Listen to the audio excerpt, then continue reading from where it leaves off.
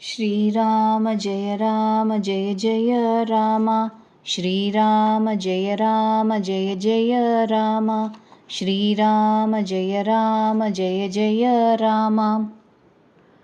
11 காக்கபுஜண்டி கதை முன்னுரை. சிவபெருமான் கூறுகிறார், மலைமகளே கேள், என் புத்திக்கு எட்டியவாறு இந்த ஒளிமிக்க கதையை கூறிவிட்டேன். ராமனுடைய சரித்தம் 100 கோடிகள் உண்டு, எல்லையற்றது. வேதங்களும் சரஸ்வதியும் கூட அதை சொல்லி மாளாது. பகவான் ராமன் எல்லையற்றவர். அவர் கல்யாண குணங்கள் கணக்கற்றவை. அவருடைய அவதாரங்களும் லீலைகளும் திருநாமங்களும் கணக்கற்றவை. நீர்த்துளிகளையும் பூமியின் புழுதி அணுக்களையும் எண்ணிவிடலாம். ரகுநாதனுடைய சரிதத்தை சொல்லி முடிக்க முடியாது. இத்தூய சரிதம் பகவானுடைய பரம பதத்தை அளிக்க வல்லது. இதை கேட்பதால் பக்தி உறுதி பெறும். உமையே, காக்கபுஜண்டி முனிவர் கருடனுக்கு சொன்னாரே, அந்த எல்லா கதைகளையும் உனக்கு சொல்லிவிட்டேன். நான் ஸ்ரீராமனுடைய சில குணங்களை எடுத்துச் சொன்னேன். பவானி, இப்பொழுது சொல்லு, இன்னும் நான் என்ன சொல்ல வேண்டும்? ஸ்ரீராமனுடைய மங்கள கதை கேட்டு பார்வதி நிம்மதி அடைந்தாள். பிறகு மிகவும் பணிவான மென்மையான மொழி பேசினாள். முப்புறம் எரித்த பரமனே, நான் கொடுத்து வைத்தவள். மிகவும் தன்யையானேன். நான் பிறப்பு இறப்பு என்ற பயத்தை போக்குகின்ற ஸ்ரீராமனுடைய குணங்களின் சரித்தம் கேட்டேனே.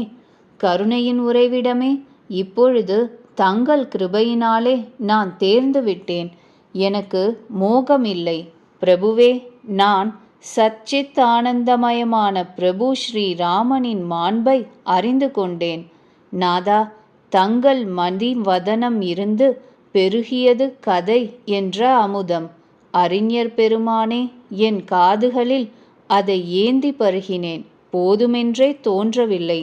ஸ்ரீராமனுடைய சரிதத்தை கேட்டு எவன் போதுமென்று நினைக்கிறானோ அவன் அதன் தனிப்பட்ட ரசத்தை அறிந்தான் இல்லை.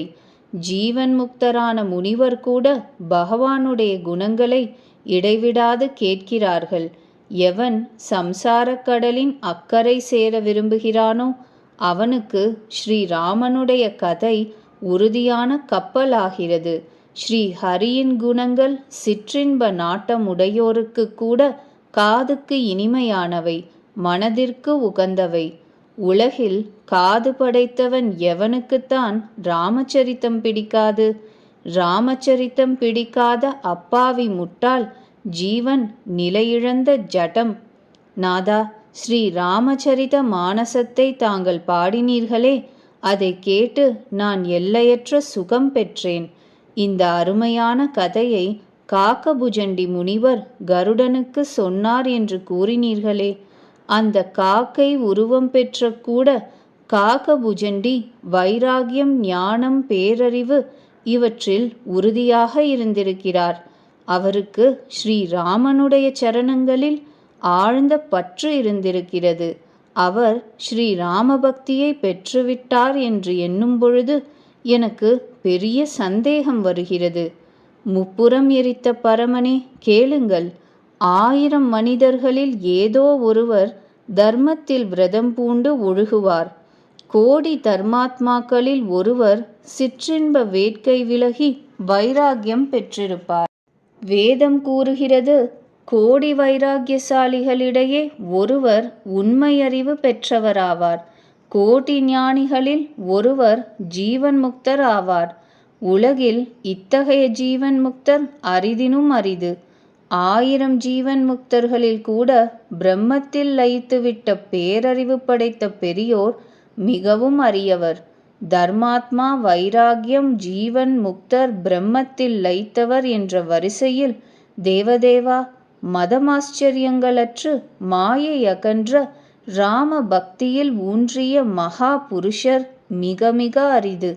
விஸ்வநாதா, இத்தகைய ராம பக்தியை காக்கையாகிய காக்கபுஜண்டர் எப்படி பெற்றார்? எனக்கு விளக்கிச் சொல்லுங்கள். அல்லது இப்படி கேட்கிறேன். நாதா, கூறுங்கள். ஸ்ரீராம பக்தரான, ஞானத்தில் உறுதி பெற்றவரான, குணக்குன்றான, மதிநலம் மிக்கவரான புஜண்டி காக்கை வடிவம் ஏன் பெற்றார்? கருணை மிக்கவரே, கூறுங்கள். அந்த காக்கை பிரபுவின் இந்த தூயதான அருமை கதையை எங்கே பெற்றது? மன்மதனின் பகைவனே, தாங்கள் இதை எவ்விதம் கேட்டீர்கள்? இதையும் கூறுங்கள். எனக்கு மிகவும் உற்சாகமாக இருக்கிறது. கருடன் பெரிய ஞானி, நற்குண குவியல், ஹரியின் பிரதம தொண்டர். அவருடைய அணுக்க வாகனனாயிற்றே. அவர் ஏன் முனிவர்கள் கூட்டத்தை விடுத்து காக்கையிடம் போய் ஹரிக்கதை கேட்டார்? கூறுங்கள். காக்கபுஜண்டி கருடன் இருவருக்கும் ஹரிபக்தர் பற்றிய உரையாடல் எப்படி ஏற்பட்டது? பார்வதியின் நேர்மையான இனிய சொல் கேட்டு சிவபெருமான் மகிழ்ந்து ஆதரவுடன் கூறினார். சதிதேவியே, நீ புண்ணியசாலி. உன் புத்தி தூயது. ஸ்ரீ ரகுநாதன் திருவடிகளில் உன் பக்தி கொஞ்ச நஞ்சம் அல்ல. எதை கேட்டால் உலகின் பிரமையெல்லாம் தீருமோ அந்த தூய வரலாற்றை கேள். ஸ்ரீராமனின் திருவடிகளில் நம்பிக்கை உண்டாகும். அனாயாசமாக சம்சாரக் கடலை கடந்து விடலாம். பக்ஷிராஜனான கருடனும் சென்று காக்கபுஜண்டியிடம் பெரும்பாலும் இவ்விதம் கேள்விகளையே கேட்டார். உமையே, நான் அவற்றையெல்லாம் ஆர்வத்துடன் கூறுவேன். நீ மனது வைத்து கேட்பாயாக.